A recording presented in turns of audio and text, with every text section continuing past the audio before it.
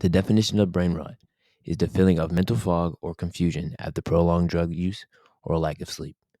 But my definition is being on your phone way too much. It basically ruins your attention span. It makes you procrastinate, ease you overstimulation. It could be an addiction.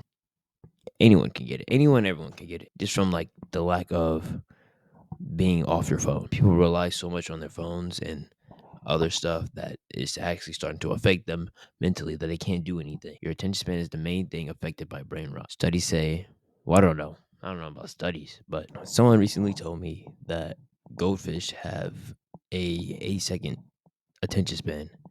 No, someone recently told me that goldfish has a 9-second attention span, and humans now, for recent, has 8-second attention span. As you tend to watch more of social media, your attention span gets lower. Like getting so much of TikTok in one day can really ruin your brain. And it causes you to procrastinate a lot.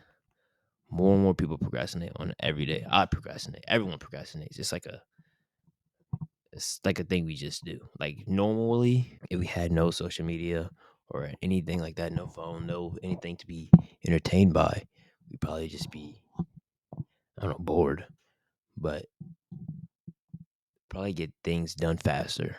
Also can lead to a addiction to social media. And that's not very good, especially people that have on Twitter. Jesus.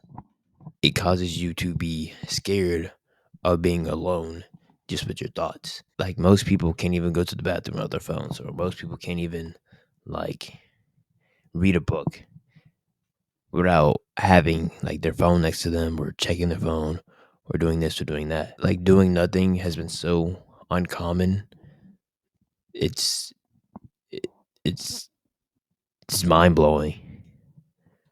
People can even walk their dog without being on their phone. Like they can listen to music, I guess, but like on Instagram or something. That's just social media isn't bad unless you make it bad. Unless you make it a habit. Actually, it's more of you doing something so constantly it becomes a habit, and then it becomes muscle memory.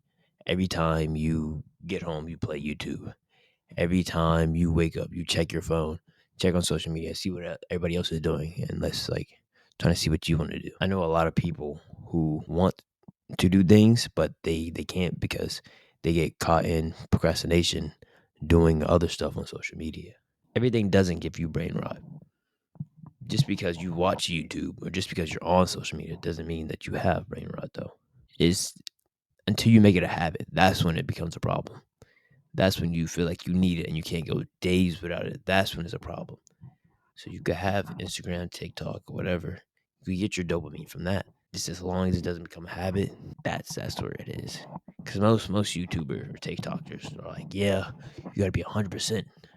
Man, no TikTok, no this dopamine, blah blah blah blah blah blah. But it's really not that deep.